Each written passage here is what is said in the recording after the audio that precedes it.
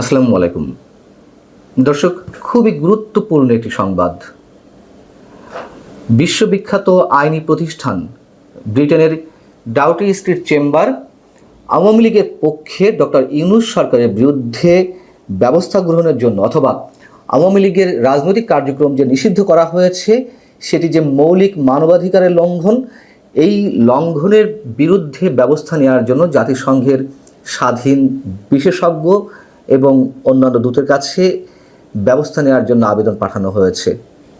কারা আবেদন পাঠিয়েছেন? ডাউটি স্ট্রিট চেম্বারের অন্যতম প্রভাবশালী দুই সদস্য, একজন স্টিভেন পাউলস কেসি আর একজন হচ্ছেন অ্যালেক্স টিনসলি। তারা দুইজন এই আবেদনপত্র পাঠিয়েছেন এবং স্টিভেন পাউলস কেসি সম্পর্কে বলতে গেলে ছোট করে বলতে হয় তিনি আন্তর্জাতিক অপরাধ এবং আন্তর্জাতিক মানবাধিকার বিষয়ে বিশ্বজোড়া খ্যাতি সম্পন্ন একজন আইনজীবী। আর অ্যালেক্স টিনসলি তিনিও আন্তর্জাতিক মানবাধিকার, সমুদ্র আইন, ইন্টারপোল এবং প্রত্যর্পণ বিষয়ে বিশেষজ্ঞ। এই বিষয়ে বলার আগে আমি একটু ডাউটি স্ট্রিট চেম্বার সম্পর্কে একটু ছোট করে বলতে চাই। ডাউটি স্ট্রিট চেম্বার সম্পর্কে এর আগেও আমি আপনাদেরকে জানিয়েছি, আর একটু মনে করিয়ে দিই। এটি ব্রিটেন ভিত্তিক একটি আইনি সহায়তা প্রতিষ্ঠান। ফৌজদারি বিচার, পাবলিক আইন, অভিবাসন, কর্মসংস্থান, মানবাধিকার এবং নাগরিক স্বাধীনতা বিষয়ে এই প্রতিষ্ঠানটি কাজ করে এবং নিঃসন্দেহে বড় বড় মানবাধিকার ইস্যুতে তারা বিভিন্ন আইনি লড়াই চালিয়ে যান। এবং বাস্তবতা হচ্ছে এটি যে শুধুমাত্র টাকার জন্যই যে তারা কাজ করেন তা নয়। টাকা তো অবশ্যই একটি ফ্যাক্টর, অর্থ অবশ্যই একটি ফ্যাক্টর, কিন্তু তার চেয়ে তাদের কাছে গুরুত্বপূর্ণ হচ্ছে তাদেরকে খেয়াল রাখতে হয় তারা কোন ধরনের মামলা পরিচালনা করছে অথবা কাদের হয়ে তারা আন্তর্জাতিক অঙ্গনে লড়াই করছেন সেই বিষয়টি, অর্থাৎ তাদের রেপুটেশনের দিকেই তারা আগে নজর রাখে। এবং আমাদেরকে অবশ্যই ধরে নিতে হবে এটি যে জাতিসংঘ বা যে কোনো আন্তর্জাতিক প্রতিষ্ঠান কিংবা আন্তর্জাতিক অপরাধ আদালত আইসিসিতে তারা যখন যে কোনো বিষয়ে আবেদন করে, কোনো ফাইল সাবমিট করে, বুঝে নিতে হবে যে তাদের কাছে যথেষ্ট শক্ত তথ্য, উপাত্ত, প্রমাণ রয়েছে। এখন এই আবেদনপত্রের বিষয়টি তারা নিজেরাই নিজেদের ওয়েবসাইটে প্রকাশ করেছে। সেখানে যেটি বলা হচ্ছে, ডক্টর মোহাম্মদ ইউনূস বাংলাদেশে ক্ষমতা গ্রহণ করেন এবং 8 আগস্ট 2024 সালে একটি অন্তর্বর্তীকালীন প্রশাসন প্রতিষ্ঠা করেন। ডক্টর ইউনূস ক্ষমতা গ্রহণের পর থেকে বাংলাদেশে আওয়ামী লীগের সমর্থক, এর সাথে যুক্ত ব্যক্তিরা এবং সংখ্যালঘুদের উপর ব্যাপক আক্রমণ শুরু করা হয়েছে। এই ধরনের আক্রমণের শাস্তি হয়নি এবং অন্তর্বর্তীকালীন প্রশাসন অপরাধীদের সম্পূর্ণ দায় মুক্তি প্রদান করেছে। অন্তর্বর্তীকালীন প্রশাসন 2026 সালের ফেব্রুয়ারিতে নির্বাচন অনুষ্ঠানে উদ্যোগ নিয়েছে। এই প্রতিশ্রুতি রক্ষা করা হবে কিনা তা এখনো দেখার বিষয়। আমাদের প্রধান উপদেষ্টা ফেব্রুয়ারির মাঝামাঝিতে বা ফেব্রুয়ারিতে যে রোজা, সেই রোজার আগে আগে নির্বাচন অনুষ্ঠানে প্রতিশ্রুতি দিয়েছেন। দেখুন, আমি শুরু থেকেই বলে আসছি, ডক্টর মোহাম্মদ ইউনূস এই বিষয়টি জানিয়ে বা নির্বাচনে একটি সম্ভাব্য সময়সীমা দিয়ে রাজনৈতিক দলগুলোকে একটু ঠান্ডা রাখার চেষ্টা করেছে, মূলা ঝুলিয়ে রেখেছে সোজা কথা বলতে গেলে।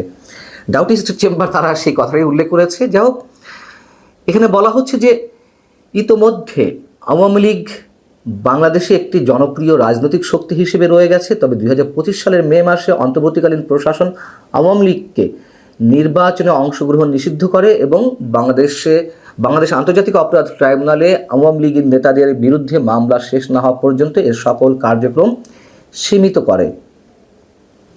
এবং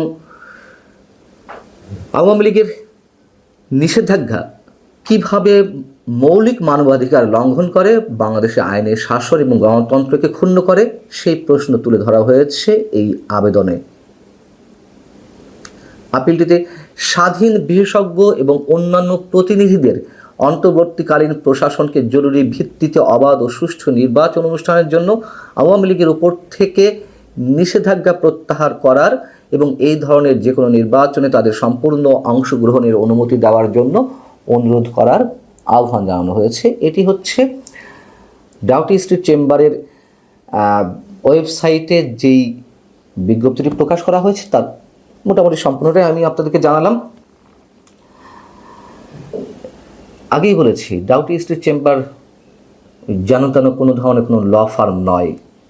এর আগে আমি আপনাদেরকে জানিয়েছিলাম যে আন্তর্জাতিক অপরাধ আদালত আইসিসিতে তারা আওয়ামী লীগের হয়ে ডক্টর ইউনূস সরকারের বিরুদ্ধে ফাইল সাবমিট করতে যাচ্ছে। এটি এখনও পর্যন্ত হয়েছে কিনা আমি জানি না। তারা নিজেরাই জানিয়েছিল যে তারা এই ধরনের একটি উদ্যোগ নিয়েছে, এবং সেখানে যা বলা হয়েছিল সেটিও আমি একটু আপনাদেরকে মনে করিয়ে দিই।